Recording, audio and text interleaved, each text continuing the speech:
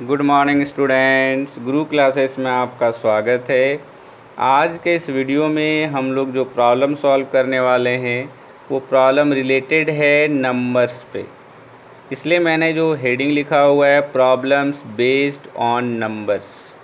आज हम लोग प्रोबेबिलिटी के उस प्रॉब्लम को सॉल्व करेंगे जो नंबर्स पे बेस्ड होगा। तो ज़्यादा देर न करते हुए हम लोग आज के वीडियो को शुरू करते हैं। आज का पहला क्वेश्चन है tickets numbered 2, 3, 4, 5 so on 100, 101 are placed in a box and mixed thoroughly. Tickets था जिसमें नंबरिंग किया हुआ है 2 से 101 तक, उसको क्या किया गया, एक बॉक्स में रखा गया और उसको मिक्स कर दिया गया। 1 ticket is drawn at random, उससे एक टिकट को जो है ऐसे ही उठा लिया गया बिना जाने कौन सा टिकट उठा है किसी को नहीं पता है। उससे एक टिकट को वहाँ से उठा लिया गया from the box. Find the probability that the number on the ticket is, हमें प्रोबेबिलिटी फाइंड करना है कि जो टिकट मैंने उस बॉक्स से उठाया वो एक इवन नंबर होगा, दूसरा वो लेस देन 16 होगा, तीसरा एक परफेक्ट स्क्वायर होगा, चौथा है डिविजिबल बाय 3 और 4 होगा और पांचवा प्राइम नंबर लेस देन 40 होगा। हमें 6 क्वेश्चन दिए हुए हैं पहले प्रॉब्लम में, हम एक एक करके सारे को सॉल्व करते हैं। सबसे पहले हम लोग टोटल आउटकम लिख लेते हैं। टोटल आउटकम हमारे पास टोटल आउटकम्स कितने हैं, 2 से 101 तक जो है नंबरिंग किया हुआ है। अगर ये 1 से 100 होता तो टोटल कार्ड्स 100 होता, बट यहाँ पे 1 मिसिंग है, लेकिन यहाँ पे 1 बढ़ा दिया गया। इट मीन्स टोटल नंबर हमारे पास कितने कार्ड्स हैं, 100 हैं। उसके बाद हमें क्या करना है, उस सारे कार्ड्स को बॉक्स में मिक्स कर दिया गया, उसके बाद उससे एक कार्ड को निकाला गया। हमें पहला जो निकालना है probability of an even number, probability of getting an even number equal to total. अगर हमारे पास 100 नंबर हैं तो उसमें हाफ होता है इवन और हाफ होता है ऑड। मान लीजिए हमारे पास 10 नंबर्स हैं तो उसमें से 5 नंबर्स ऐसे होंगे जो ऑड होंगे, 5 नंबर ऐसे होंगे जो इवन होंगे। तो आउट ऑफ 100 नंबर्स 50 नंबर्स ऐसे होंगे जो इवन होंगे और 50 नंबर्स ऐसे होंगे जो ऑड होंगे। बट हमें क्या करना है, इवन नंबर का प्रोबेबिलिटी फाइंड करना है। तो फेवरेबल आउटकम हमारा 50 होगा क्योंकि 50 नंबर्स इवन है, आउट ऑफ टोटल आउटकम 100 है। 51 जा 50, 52 जा 100 इक्वल टू 1/2। तो probability of getting an even number हमारा कितना हो गया, 1/2 हो गया। दूसरा हमें क्या किसका फाइंड करना है, a number less than 16, probability of getting a number less than 16 से छोटा कितना नंबर होगा। तो ऐसे अगर ये 1 से स्टार्ट होता तो हमारे पास 16 से छोटा 15 नंबर होता, बट ये 2 से स्टार्ट है, इसका मतलब है कि 16 से छोटा हमारे पास 14 नंबर है, बाय टोटल हमारे पास 100 नंबर है। तो हो जाएगा 2 7 जा 14, 2 50 जा 100 इज इक्वल टू 7/50 हो गया। नेक्स्ट हमारे पास जो क्वेश्चन है वो है find the probability of getting a perfect square. Perfect square वो नंबर होता है जो किसी भी नंबर का स्क्वायर होता है। तो जैसे यहाँ पे आप देखिए 4 पहला नंबर है जो 2 का स्क्वायर है। तो इस तरह से कितने नंबर्स हैं 2 से 101 में जो किसी नंबर के स्क्वायर हैं। तो पहला हो गया 4, दूसरा हो गया 9, तीसरा हो गया हमारा 16, 25, 36, 49, 64, 81 एंड 100। हमारे पास 9 नंबर ऐसे हैं जो किसी के स्क्वायर हैं। तो हम लोग लिख सकते हैं probability of getting a perfect square equal to हो जाएगा 9 हमारा परफेक्ट स्क्वायर है, टोटल हमारे पास 100 कार्ड्स हैं, तो 9/100 हमारा प्रोबेबिलिटी हो गया of getting a perfect square. 4th number में हमारा क्वेश्चन है find the probability of getting a number divisible by 3 and 4। जहाँ पे एंड लगा हुआ रहता है इसका मतलब होता है कि वो नंबर जो 3 और 4 दोनों से डिवाइड होता है। तो 3 और 4 से वही नंबर डिविजिबल होगा जो दोनों के एलसीएम से डिविजिबल होगा। तो 3 और 4 का एलसीएम क्या होता है 12। तो 12 के टेबल में जो नंबर आएगा वो हमारा 3 से भी डिविजिबल होगा और 4 से भी डिविजिबल होगा। तो 12 के टेबल में 12, 12 2 जा 24, 12 से जा 36, 12 4 जा 48, 12 5 जा 60, 12 6 जा 72, 12 8 जा 84, 12 7 जा 84, 12 8 जा 96। तो हमारे पास 8 नंबर ऐसे हैं जो 12 के टेबल में आते हैं। इसका मतलब है कि वो 3 और 4 दोनों से एक साथ डिविजिबल है। अगर यहाँ पे और होता, और का मतलब होता है कि 3 से हो 4 से ना हो तो भी हम ले सकते हैं, बट अगर यहाँ पे एंड लग जाता है इसका मतलब है कि हमको उसी नंबर को लेना है जो 3 और 4 दोनों से डिविजिबल हो। अगर आपको एंड दिया हुआ रहे तो आप क्या करें, जो 2 नंबर आपको दिया हुआ रहता है पहले उसका एलसीएम निकाल लें। जो नंबर आता है उस टेबल में जितने भी नंबर आएंगे सारे नंबर्स दिए हुए 2 नंबर से डिविजिबल होते हैं। यहाँ पे 3 और 4 2 नंबर्स था तो दोनों का जो एलसीएम है 12 है। तो 12 के टेबल में जितने नंबर हैं 100 से कम जो 12 के टेबल में आते हैं वो सारे नंबर 3 और 4 दोनों के टेबल में आएंगे। तो हमारे पास कितने नंबर हो गए, टोटल 8 नंबर्स ऐसे हुए जो 12 के टेबल में आते हैं। तो हम लिख सकते हैं प्रोबेबिलिटी ऑफ गेटिंग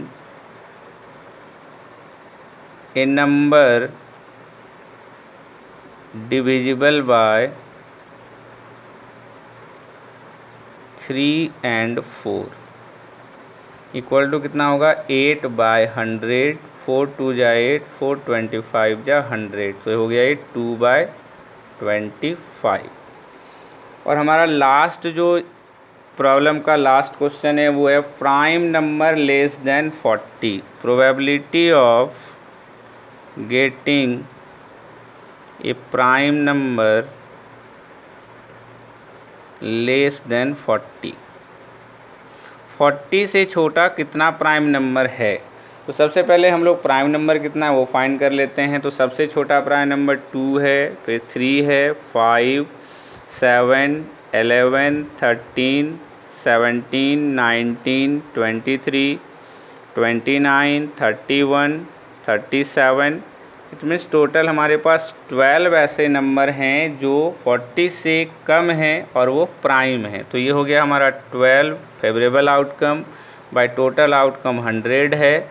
4 3 जा 12 और 4 25 जा 100 इक्वल टू 3/25। ये हमारा इस पहला प्रॉब्लम का अंतिम क्वेश्चन था जिसमें हमें probability of getting A prime number find करना था। इस प्रकार से हमने पहला क्वेश्चन का सारा जो प्रोबेबिलिटी फाइंड करने का क्वेश्चन था वो हमने सॉल्व कर लिया है। उम्मीद करते हैं आपको ये पहला प्रॉब्लम जो नंबर पे बेस्ड था आपको समझ में आया होगा। अब हम लोग दूसरे क्वेश्चन की ओर चलते हैं। आज के इस वीडियो का दूसरा क्वेश्चन है find the probability that a leap year selected at random will contain 53 Sundays. मैं आपको बता दूं कि ये दूसरा नंबर जो क्वेश्चन है वो नंबर पे बेस्ड नहीं है, तीसरा नंबर क्वेश्चन भी नंबर पे बेस्ड नहीं है। मैंने जो पहला क्वेश्चन बताया वो नंबर पे बेस्ड था। सारे क्वेश्चन नंबर पे बेस्ड जो होते हैं वो उसी प्रकार से बनते हैं, इसीलिए मैंने एक क्वेश्चन आपको बता दिया है। आप उसी तरह के नंबर पे बेस्ड सारे क्वेश्चन को बनाएं, आपसे सारे क्वेश्चन जो है वो सॉल्व हो जाएंगे। ये क्वेश्चन जो है वो नंबर पे बेस्ड नहीं है, ये दूसरे तरह का क्वेश्चन है जिसमें हमें फाइंड करना है कि एक लीप ईयर में 53 संडे होगा, इसका क्या प्रोबेबिलिटी है। तो सबसे पहले हम लोग जानते हैं कि लीप ईयर में टोटल 366 डेज होता है और हर ईयर में चाहे वो लीप ईयर हो या ऑर्डिनरी ईयर हो हमारे पास 52 वीक्स होता है। और हमारे पास अगर लीप ईयर है तो 2 डेज एक्स्ट्रा बच जाता है, अगर ऑर्डिनरी ईयर है तो हमारे पास 1 डे बचता है। जैसे यहाँ पे देखिए टोटल 365 डेज ऑर्डिनरी ईयर में होता है, जिसमें 52 वीक्स प्लस 1 डे यहाँ पे रह जाता है। 52 वीक्स में 364 डेज प्लस 1 365 हो गया। अगर लीप ईयर है तो लीप ईयर में 366 डेज हो गया, तो 52 वीक प्लस 2 डेज बचेगा हमारे पास। 52 वीक अगर हुआ तो हर वीक में कितने दिन होते हैं? 7 दिन होते हैं। इसका मतलब है कि संडे 52 है, मंडे 52 है, ट्यूसडे 52 है, थर्सडे 52 है, फ्राइडे, मतलब सारे जितने भी 7 डेज हैं एक वीक में, सारे डेज 52 तो होंगे ही, ये तो कंफर्म है, चाहे वो ऑर्डिनरी ईयर हो या फिर लीप ईयर हो। हमें प्रोबेबिलिटी फाइंड करना है कि लीप ईयर में 53 मंडे होगा। 52 होगा वो तो कंफर्म है, लेकिन 53 होगा इसका क्या प्रोबेबिलिटी है? तो 52 वीक होगा ये तो कंफर्म है, तो हम लोग 52 वीक अगर हटा दें यहाँ से तो हमारे पास कितने ऑड डेज बचेंगे?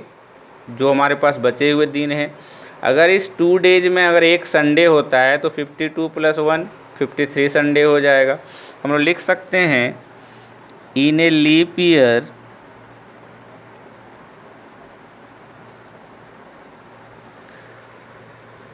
there are 52 weeks and 2 odd days। Leap year में क्या होता है? टोटल 52 वीक्स होता है और 2 ऑड डे होता है। तो 2 ऑड डे में क्या क्या संभावना हो सकता है? जो ये 2 ऑड डे बचा है, इसी में से कोई एक दिन अगर हमारा संडे हो जाएगा तो हमारा 53 हो जाएगा संडे। 52 तो हो चुका है, तो एक 53 हो जाएगा। तो हम लोग ये जो ऑड डे बचा है इसका पॉसिबल आउटकम क्या है? पॉसिबल आउटकम इक्वल टू, ये 2 डे जो बचा हमारे पास उसमें हो सकता है पहला दिन हमारा मंडे हो, दूसरा ट्यूसडे हो सकता है पहला ट्यूसडे हो, दूसरा वेडनेसडे हो सकता है पहला वेडनेसडे हो, दूसरा थर्सडे हो सकता है पहला थर्सडे हो, दूसरा फ्राइडे हो सकता है पहला फ्राइडे हो, दूसरा सैटरडे हो सकता है पहला सैटरडे हो, दूसरा संडे और हो सकता है पहला संडे हो, दूसरा मंडे हो। ये जो 2 दिन एक्स्ट्रा बचा हुआ है इसमें से टोटल 7 पॉसिबल आउटकम्स हो सकते हैं। वो 2 दिन में हो सकता है पहला दिन मंडे, दूसरा ट्यूसडे हो सकता है। अगर पहला ट्यूसडे होगा दूसरा वेडनेसडे होगा, पहला वेडनेसडे होगा दूसरा थर्सडे होगा, पहला थर्सडे होगा दूसरा फ्राइडे होगा, पहला फ्राइडे होगा दूसरा सैटरडे होगा, और पहला अगर सैटरडे होगा तो दूसरा संडे होगा, और लास्ट अगर पहला संडे होगा तो दूसरा मंडे होगा। हमें क्या करना है? 53 संडे का प्रोबेबिलिटी निकालना है। तो अगर ये हमारा होता है तो हमारा 53 संडे होगा, क्योंकि 52 तो हमेशा होता है। अगर ये होता है पहला दिन संडे दूसरा मंडे तो 52 प्लस 1 53। अगर या फिर ये आता है तो हमारा होगा सैटरडे संडे, इसमें भी संडे आएगा। तो 2 इवेंट ऐसे हैं जिसमें हमारा संडे आ रहा है आउट ऑफ 7 इवेंट्स। तो हम लोग लिख सकते हैं प्रोबेबिलिटी ऑफ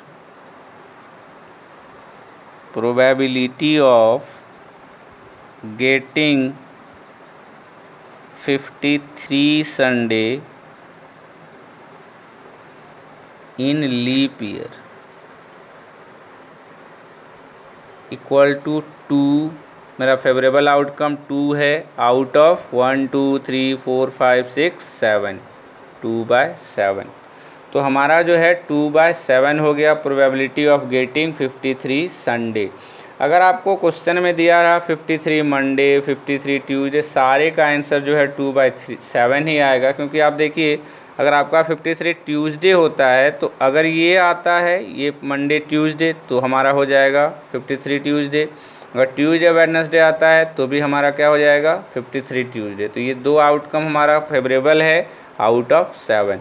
तो लीप ईयर में जब भी आपको 53 संडे 53 मंडे 53 ट्यूसडे 53 सैटरडे कुछ भी दिया हुआ रहे, आप इसी प्रोसेस से सॉल्व करें, उसका आंसर हमेशा 2/7 आता है।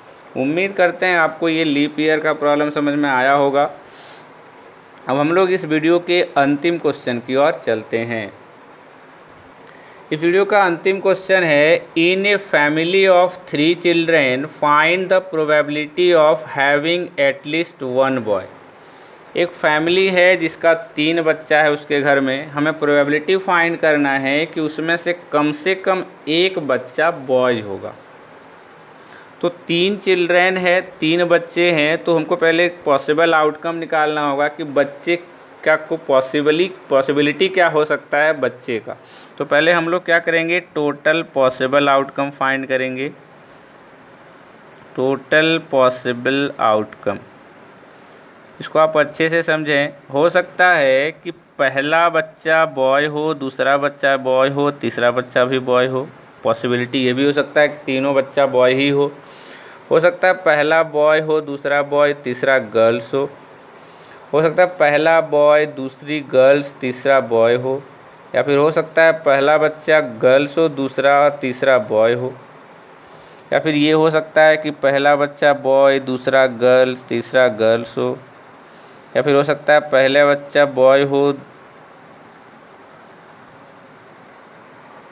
पहला बच्चा गर्ल हो, दूसरा बच्चा बॉय हो, तीसरा बच्चा गर्ल हो, या फिर हो सकता है पहली गर्ल्स हो, दूसरी गर्ल्स हो, फिर बॉय हो, या फिर हो सकता है तीनों बच्ची जो है वो गर्ल्स। तो ये 3 चिल्ड्रेन में टोटल पॉसिबिलिटी जो है हमारा 8 पॉसिबिलिटी जा रहा है। टोटल पॉसिबल आउटकम 8 आ रहा है हमारा। और इसमें से हमें क्या करना है, एटलीस्ट 1 बॉय के लिए प्रोबेबिलिटी निकालना है। तो हम लोग निकालेंगे प्रोबेबिलिटी ऑफ